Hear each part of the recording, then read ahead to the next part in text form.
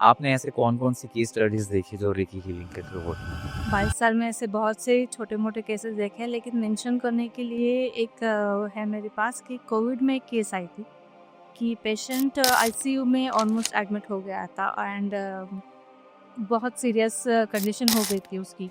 तो उसके हीलिंग हम कर रहे थे, 8 दिन बाद भी हो गया था, बट स्टिल एक मोमेंट ऐसा आया कि डॉक्टर ने कहा कि ये बहुत ही इमरजेंसी सिचुएशन है।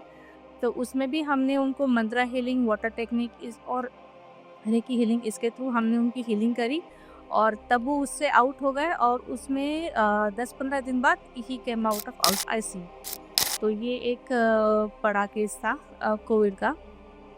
दूसरा एक केस है हमारे पास कि कैंसर पेशेंट आई थी, जिनको रिसेंटली कैंसर डायग्नोस हुआ था फर्स्ट स्टेज का और उनको 1 महीने बाद में केमो के लिए बुलाया था।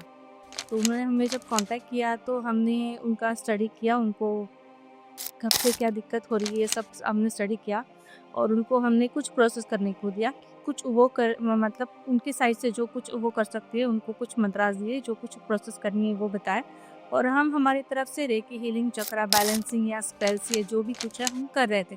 टोटल महीना भर हमने उनका हीलिंग करा। 1 महीना पूरा आप 1 महीना पूरा हीलिंग किया और 1 महीने के बाद जब उनको वापस जाना था चेकअप के लिए, क्योंकि उनको कीमोथेरेपी का डेट आगे फिक्स करना था। तो जब वो चेकअप के लिए गए 1 महीने के बाद में, तो डॉक्टर ने उनको कहा कि अब आपको कीमो की ज़रूरत नहीं है, आप सिर्फ मेडिकेशन से क्योर हो सकते अच्छा, हैं। डॉक्टर ने पहले उनको कीमो बता दिया। डॉक्टर ने पहले कीमो बताया था और ये थेरेपी के बाद में डॉक्टर ने कहा कि आपको अब कीमो की ज़रूरत नहीं है। तो हमारा मेन कंसर्न ये था कि उनको कीमो से बचाए, क्योंकि कीमो बहुत पेनफुल ट्रीटमेंट होती है और ये भगवान ना करे किसी को कभी ज़रूरत पड़े।